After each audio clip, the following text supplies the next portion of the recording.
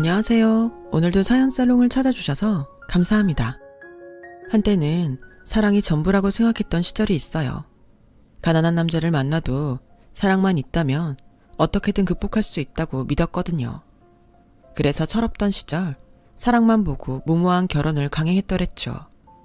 당시 전문대를 졸업하고 직장 생활을 하던 저는 직장 동료의 사촌동생과 소개팅을 하게 되었는데 그때 만난 사람이 바로 제 남편이었어요. 남편은 저보다 4살 연하로 의대 본과 학생이었어요. 남편을 직접 만나기 전까지 저는 남편 나이를 모르고 있었지만 당연히 저와 비슷한 나이라고 생각하고 나갔었죠. 처음 소개팅 주선자를 통해 상대남이 의대생이란 얘기를 들었을 때 나이를 의심하지 않았던 이유는 의대는 일반대와 달리 본과가 6년 과정이기 때문이었어요. 그래서 저와 나이가 같거나 1살 정도 차이가 날 거라고 막연히 생각하고 나갔던 거였죠. 그런데 한참 얘기를 나누다 보니 학번이 저와 좀 멀더라고요. 아, 저는 알고 나오신 줄 알았어요. 사실 사촌 누나 싸이월드 사진첩에서 민영 씨를 보고 반해서 제가 소개팅 좀 시켜달라고 막 졸랐거든요. 당연히 사촌 누나가 제 나이를 말했을 거라고 생각했는데 아닌가 보네요. 혹시 제가 연하라서 실망했어요? 방금 전까지도 남자로 보던 사람을 나이를 알았다고 해서 애로 보이지는 않았지만 왠지 죄를 짓는 것 같은 기분이 드는 건 어쩔 수 없더군요. 그래서 헤어질 무렵 더 만나는 건 부담스럽다고 말했죠. 그 말에 남편은 많이 실망한 눈치였어요. 미안하기는 했지만 그날의 소개팅은 그렇게 끝이 나고 말았어요. 그 일은 잊고 회사 업무에 시달리며 하루하루를 보내던 어느 날 직장 동료들과 함께 여름휴가를 갔을 때 찍은 사진을 동료의 싸이월드 사진첩에서 스크랩을 하고 있었는데 거기에 낯익은 이름으로 퍼가요 라는 댓글이 달려있는 걸 봤어요. 동료의 사촌 동생인 제 남편이었죠. 혹시나 하는 마음에 남편의 이름을 클릭해 남편 싸이로 들어가 보니 거기에 제가 함께 찍힌 사진들이 잔뜩 스크랩 돼 있더라고요. 남들 눈에는 남편이 사촌 누나가 찍힌 사진을 스크랩한 걸로 보이겠지만 제 눈에는 좀 달라 보였어요. 스크랩에 간 사진들엔 하나같이 제가 함께 찍혀 있었으니까요. 그날 이후 저는 종종 남편 싸이월드에 들어가 보곤 했는데 그러던 중 방문객 이벤트에 딱 걸렸지 뭐예요. 2317번째 방문자로 선정되었습니다. 라는 문구가 뜨자마자 얼굴이 화끈 달아오르는 게 쥐구멍이라도 숨고 싶은 심정이었어요. 제 입으로 부담되니 만나지 말자 해놓곤 남편 싸이월드에 드나들다가 딱 걸렸으니 왜 안 그렇겠어요? 순간 5만 가지 생각이 떠올랐어요. 그냥 방명록에 실수로 들어왔다고 쓸까? 아니면 어머? 랜덤 타고 아보니 상혁씨 홈피네요. 신기방기? 라며 시치미를 뗄까? 그것도 아니면 그냥 철판 깔고 모른 척 해버릴까? 머리를 쥐어짜며 온갖 궁리를 해댔죠. 그런데 그때였어요. 제 방명록에 남편이 글을 남겼더라고요. 기다리고 있었어요. 라고요. 알고 보니 남편은 일부러 사촌 누나 홈피에 댓글을 남겼고 제가 그걸 타고 자기 홈으로 와주길 기다렸던 거예요. 그러다 2300번부터 매 방문 순번마다 100개나 이벤트 덫을 깐 거였죠. 한마디로 2301번부터 2400번까지 누가 들어오든 이벤트에 당첨이 되는 구조였던 거예요. 의대 들어갈 정도로 좋은 머리를 이렇게 쓰다니 정말 기가 막힐 노릇이었죠. 아무튼 그 일로 저는 남편과 다시 만나게 되었고 얼마 뒤 정식으로 사귀게 되었어요. 하지만 나이 차이도 그렇고 직장 동료한테 내 사생활을 들키는 게 불편해서 남편한테 당분간 사촌 누나한테는 비밀로 하자고 했죠. 남편도 그게 좋겠다고 동의했고요. 그렇게 비밀 연애는 시작됐어요. 호부호영을 할 수 없었던 홍길동의 심정처럼 전 회사에서 남친이 있어도 있다고 말할 수 없는 처지였어요. 이런 상황을 모르는 직장 동료들은 툭하면 소개팅을 주선해 주겠다고 저를 귀찮게 해댔죠. 심지어 부장님은 중매를 서겠다고 나서는 바람에 얼마나 진땀을 흘렸나 몰라요. 그리고 그건 저희 집에서도 마찬가지였죠. 혼기가 찬 딸이 결혼할 생각도 않고 있자 이모와 고모들이 나서서 선자리를 받아오셨거든요. 마치 하루빨리 조카를 시집 보내야 한다는 역사적 사명을 띠고 이 땅에 태어난 사람들처럼 말이죠. 하도 성화가 심해서 할 수 없이 지금 만나고 있는 사람이 있다고 말을 했더니 뭐 하는 사람이냐고 묻더군요. 뭐? 의사? 어머, 언니, 이기 집에 수완 좋은 것 좀 봐. 언니 의사 사위 보게 생겼네? 이모는 제가 로또에 당첨된 것처럼 기뻐했어요. 아직 정식 의사는 아니고 의대생이라고 말했는데도 말이죠. 그런데 진짜 문제는 그 다음이었어요. 아빠가 그 얘기를 들으시곤 집으로 한번 데리고 오라고 하셨거든요. 네가 나이가 어린 것도 아니고 이제 슬슬 결혼 생각도 해야 하지 않겠니? 남자는 남자가 봐야 하는 거야. 그래, 엄마도 꼭 한번 보고 싶으니까 집으로 데려와. 간만에 솜씨발이 좀 할 테니까. 그래, 언제가 좋겠니? 엄마까지 나서서 닥달을 하는 통에 할 수 없이 남편을 집에 초대했어요. 아빠는 사윗감을 앞에 앉혀두고 마치 동사무소 직원이나 되는 것처럼 호구조사를 시작했어요. 뭐? 자네 나이가 몇이라고? 그럼 우리 민영이보다 4살이나 어리단 얘기야? 게다가 아직 학생이면 인턴이며 레지던트는 언제 하고 의사는 언제 되는 건가? 그러고 보니 군대 문제도 있구만. 아, 혹시나 해서 묻겠네. 자네 설마 우리 민영이랑 연애만 하고 결혼은 딴 여자랑 하려는 건 아니겠지? 그럴 생각이라면 시간 끌 거 없이 당장 헤어지게. 난 내 딸이 상처받는 거 보고 싶지 않으니까. 내 말 알겠나? 아버님, 저 그렇게 가벼운 생각으로 민영씨 만나는 거 아닙니다. 제가 비록 나이도 어리고 의사가 되려면 한참 멀었지만 그래도 마음은 굳건하니까요. 허락만 해주신다면 당장이라도 결혼하겠습니다. 남편의 폭탄 선언에 저도 부모님도 놀라긴 마찬가지였어요. 어디까지나 그 자리는 교제를 허락받기 위한 자리였지 결혼을 허락받으려고 마련한 자리는 아니니까요. 하지만 남편의 이런 단호한 모습이 아빠 마음에 들었는지 아빠는 흔쾌히 허락을 해주셨어요. 하지만 아무런 준비도 없이 얼떨결에 결혼을 하게 된 우리는 시작부터 난관에 봉착하게 되었어요. 자기야, 당장 함께 살 집도 없는데 어떻게 결혼 얘기를 해. 자기 부모님께선 매번 자기 학비 마련하시는 것도 벅차하신다면서. 그러지 말고 아빠한테 말씀드리고 결혼은 나중으로 미루자. 응? 왜 꼭 안 될 거라는 생각부터 해. 지금 살고 있는 오피스텔에서 살면 되고 생활비는 내가 의사면허 딸 때까지 자기가 조금만 고생해주면 안 돼? 그리고 얼마 되지는 않지만 인턴 시작하면 월급도 나오거든. 솔직히 본과 졸업하고 인턴 시작하면 지금처럼 자기랑 만날 시간 내는 것도 힘들 것 같아. 눈에서 멀어지면 마음에서도 멀어진다고. 그러다 자기가 다른 사람한테 간다고 할까봐 내심 마음 졸이고 있었거든. 결혼해서 그런 걱정 날려버리고 싶어 자기야. 나 좀 도와줘. 그때는 한창 연애 감정이 불타오르던 시기였기 때문에 저도 남편 뜻을 꺾을 생각은 없었어요. 거기다 본과 졸업하고 수련이 기간만 거치면 전문이 따는 건 시간 문제였기 때문에 남편의 미래에 대해서 조금도 의심을 하지 않기도 했고요. 그래서 어차피 이렇게 된 거 그냥 직진하자 생각했어요. 애초에 시댁은 생활이 넉넉치 않기도 했고 그동안 제 남편 의대 등록금을 대느라 빚도 많이 진 상태라서 저희 결혼에 도움을 줄 형편은 아니었어요. 그렇다고 모든 걸 저희 친정에 떠맡길 수도 없어서 우리는 남편이 살던 월세 오피스텔에서 신혼을 시작했죠. 혼수고 뭐고 할 필요도 없었어요. 빌트인인데다 워낙 공간이 좁아서 더블 침대를 놓고 나니 바닥에 2사람 앉을 공간도 빠듯했으니까요. 남편은 졸업을 하려면 아직 3학기를 더 다녀야 하는 상황이라 그동안 제가 모아놓은 돈으로 남편 등록금을 내고 생활은 제 월급으로 해야 했어요. 마지막 학기 등록금을 낼 때는 그나마 가진 돈으로 부족해서 직장인 대출까지 받아야 했어요. 남편이 수련이 생활을 시작하면 생활이 좀 나아지지 않을까 했지만 그때는 또 그때 나름대로 돈이 들어갈 곳이 투성이더라고요. 하얀 거탑이라는 드라마에서 나왔던 것처럼 의국에는 우리가 알지 못하는 또 다른 권력이 존재했고 그 라인을 잡으려면 상당한 노력과 자금이 필요했거든요. 윗사람의 눈도장을 받기 위해서 말이죠. 서열이 존재하는 단체나 기관에선 아내들의 내조가 중요하다고 하더니 의국도 마찬가지였어요.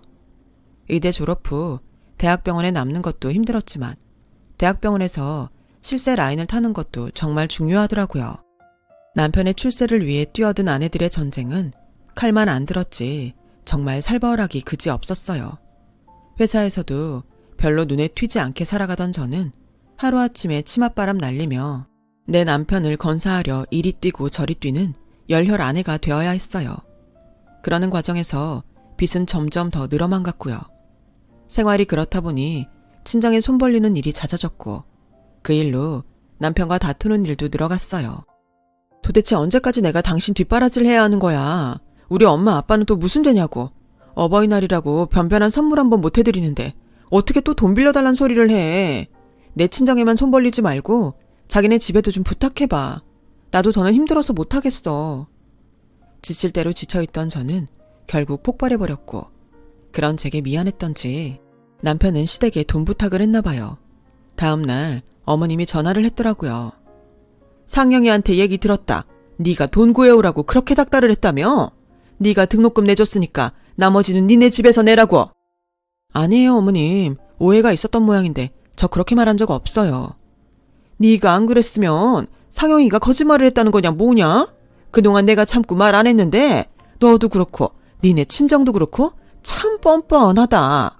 길 가는 사람을 붙잡고 물어봐라. 의사 남편 얻는 게 어디 쉬운가. 남들은 병원을 차려준다 외제차를 뽑아준다 난리도 아닌데 넌 시집 올 때 해온 게 뭐 있냐? 꼴랑 몸뚱이 하나 들고 와서는 남편 뒷바라지 하나 하는 것도 버거워서 그 난리니? 그럴 거면 애초에 왜 의사 남편을 욕심냈던 거냐? 너 아니었으면 우리 상영이 돈 있는 집에 장가가 돈 걱정 없이 떵떵거리고 살았으래야. 그런 애 앞길을 막아놓고 주제에 고가 생활비 좀 낸다고 그렇게 생색이야. 까놓고 말해서 네가 잘난 게 뭐 있냐? 나이가 어리기를 하냐? 학벌이 번번하기를 하냐? 꼴랑 전문대 나온 주제에 그것도 학벌이라고 어디서 유세냐고. 막말로 내 아들이 의사 면허 따면 네가 좋지 내가 좋냐? 그 정도 투자도 안 하고 어떻게 의사 남편 덕을 보고 살 생각을 해? 양통머리 없는 것 같으니라고. 아무튼 한 번만 더 돈 문제로 우리 상영이한테 유세 떨면 너도 니네 친정도 가만 안 둘 줄 알아. 니들 당장 이혼시키고 내 아들 새장가 보낼 테니까 알아서 하라고. 그간 제 적금 깨서 남편 등록금 대고 제가 번 돈으로 생활을 하고 남편 뒷바라지까지 했는데도 어머님은 고마워하기는커녕 오히려 제가 한 게 없다고 타박이었어요. 그런데 이 일은 어떻게 알았는지 남편 사촌 누나인 회사 동료가 저한테 그러지 뭐예요. 작은 엄마한테 얘기 들었는데 자기 좀 뻔뻔한 거 아냐? 내 사촌이라서가 아니라 솔직히 그렇잖아. 상영이는 인류대 나와 곧 의사까지 될 몸이고 자기는 전문대 졸이잖아. 누가 봐도 기울어지는 건 자긴데 어떻게 남편 의대 등록금 좀 냈다고 그렇게 생색을 내? 한창 병원 일로 바쁠 애한테 어떻게 시댁에 돈 받아오란 소리를 하냐고. 자기가 몰라서 그러는 모양인데 아무리 세상이 변했다지만 그래도 여전히 이 사람 편 얻으려면 적어도 아파트에 수입차에 병원까지 열쇠 3개는 있어야 돼. 근데 자긴 해온 게 뭐 있어? 아무것도 없잖아. 그럼 남편 학비 되는 건 당연한 거 아니야? 내 말 너무 서운하게만 생각 말고 주변을 좀 둘러보고 행동해. 자기가 얼마나 뻔뻔하게 구는지 말이야. 다 자기가 걱정돼서 하는 말이니까 너무 고깝게 듣지는 말고. 아주 불난 집에 휘발유를 붓더라고요. 그런데 사람이 그렇잖아요. 내가 나쁜 짓 한 게 아니어도 주변에서 나를 몰아세우면 스스로를 의심하게 되는 거예요. 그때 제가 그랬어요. 분명히 억울한 건 난데 주변에서 저보고 뻔뻔하다고 하니까 정말 내가 잘못한 게 아닌가 생각되더라고요. 그래서 그 후로는 남편한테 돈 얘기는 일절 꺼내지 않았어요. 괜히 꺼내봤자 저랑 친정 부모님이 욕을 먹을 게 뻔했으니까요. 그래, 어디 정식 의사만 돼봐라. 그땐 이런 수모도 끝이다. 저는 돈에 시달리면서도 기를 쓰고 버텨나갔어요. 수련회 과정을 마치고 남편이 군입대를 했을 때도 혼자서 생활비며 대출 이자와 원금을 갚느라 퇴근 후 저녁 시간과 주말에 알바까지 하면서 말이죠. 그리고 드디어 남편이 정식 의사가 되어 온전한 월급을 벌어오게 되었어요. 하지만 월급만으론 그동안 친정에서 빌린 돈을 갚기는커녕 대출금 갚는 것도 부족하기만 했죠. 그래도 전보다는 확실히 돈 걱정을 덜하게 되었으니 다행이다 싶었어요. 게다가 친정 부모님이 당신들 돈은 천천히 갚아도 된다고 하셔서 먼저 급한 불부터 꺼나가기 시작했죠.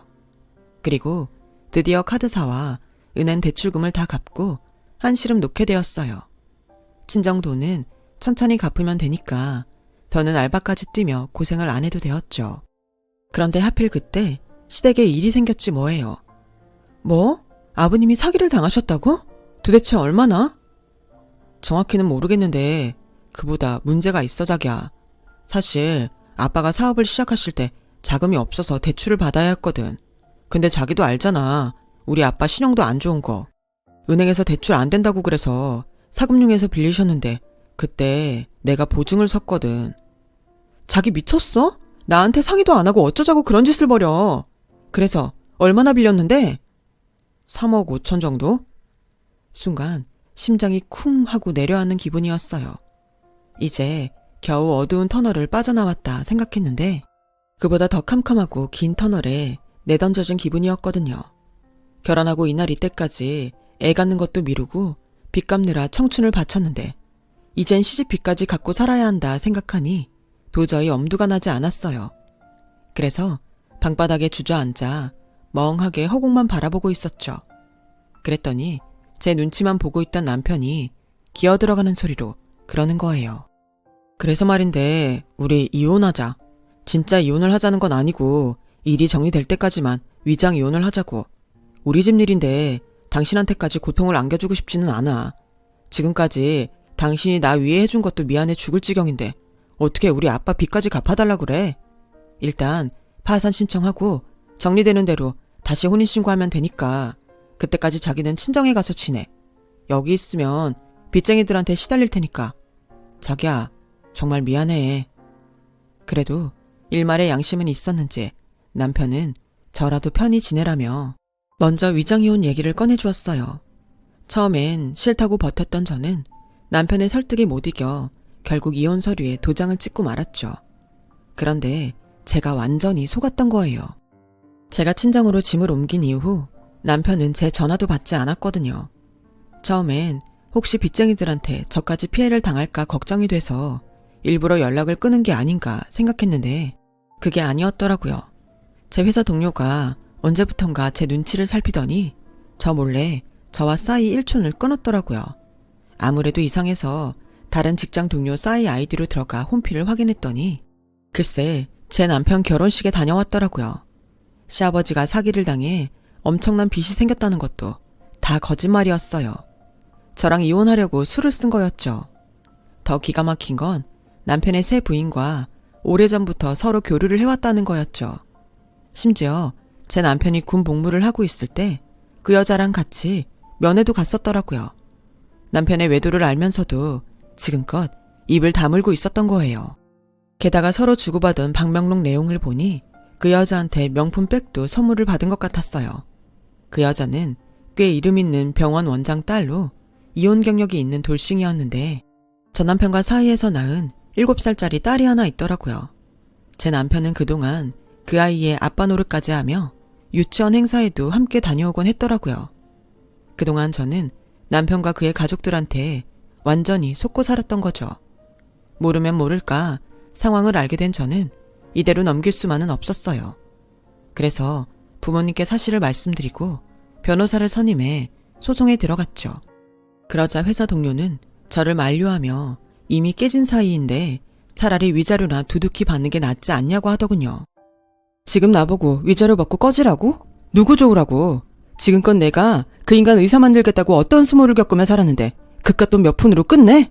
나 그 인간은 물론 그 여자 집안까지 똥바가지 뒤집어 쓰게 할 거니까 내 신경 긁지 말고 너도 꺼져. 명품백 갖고 그 더러운 짓거리에 동참하니까 살판 나디? 그 밥에 그 나물이라고? 그 인간이나 너나 다 똑같은 쓰레기야. 그 인간한테 전해. 난 더 이상 잃을 것도 없으니까 더러운 꼴 제대로 보여주겠다고.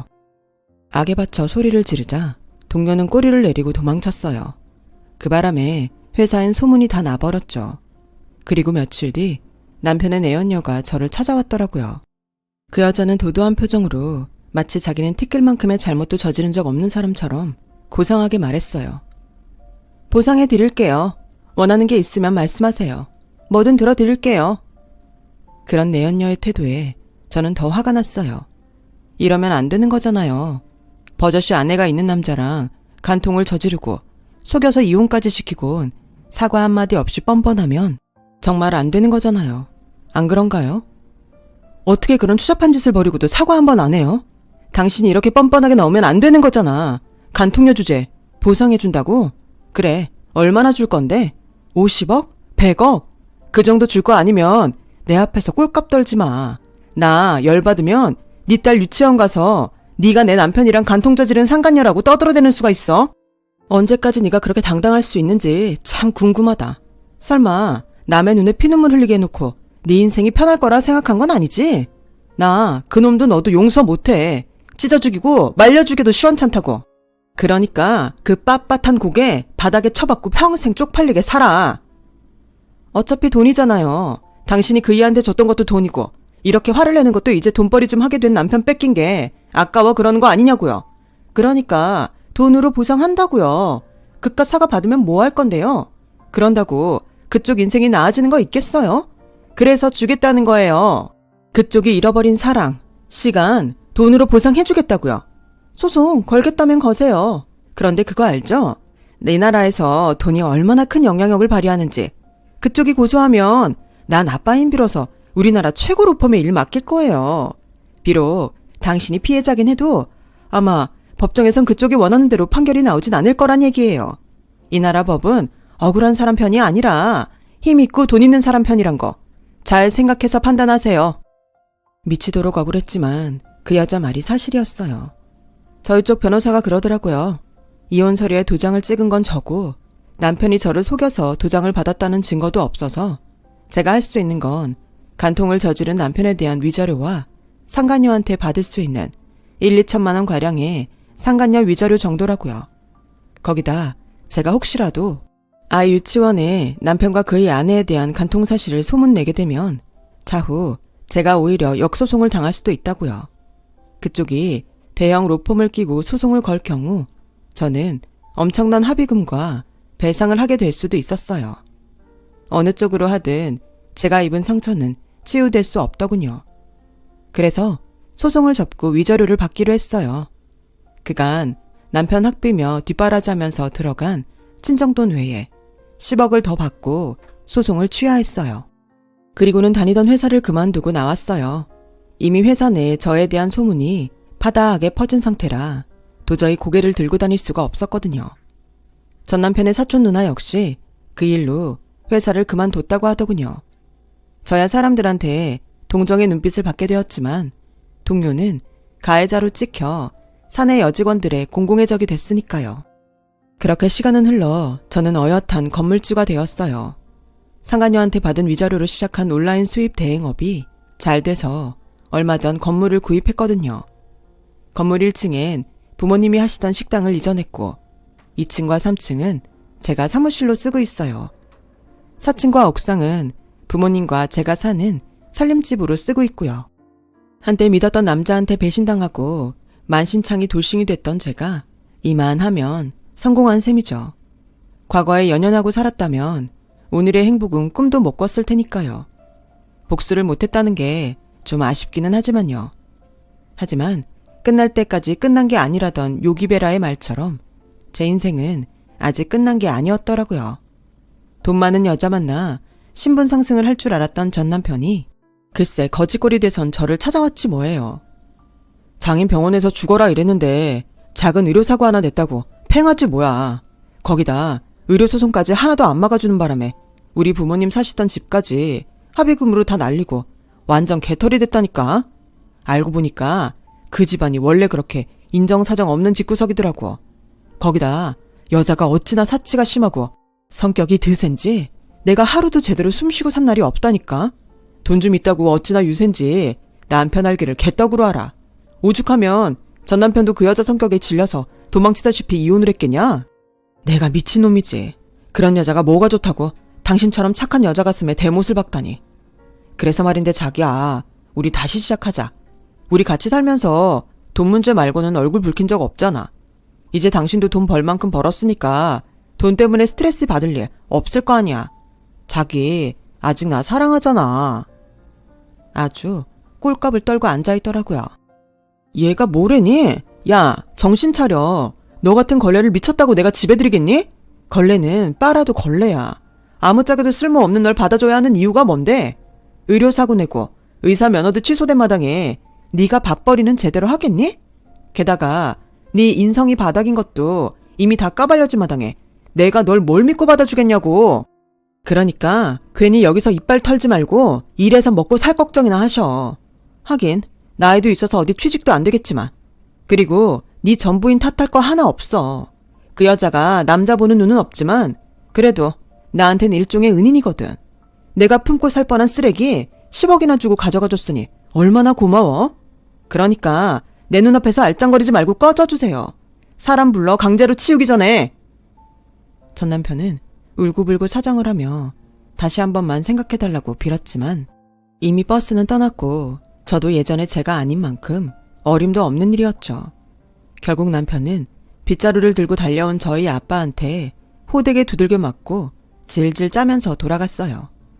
생각지도 않았던 복수를 하게 된 저와 저희 아빠는 그날 밤 후련한 마음으로 치맥을 했답니다. 인생은 참 살고 볼 일인가 봐요. 이런 날도 다 오는 걸 보니까요. 긴 제 이야기 들어주셔서 감사합니다. 들어주신 모든 분들의 앞날이 희망과 성공으로 가득하길 바랍니다. 건강하세요. 여러분, 사연 댓글에 응원과 현명한 조언 부탁드려요. 좋아요와 구독은 저에게 큰 힘이 됩니다. 오늘도 좋은 일 가득하세요.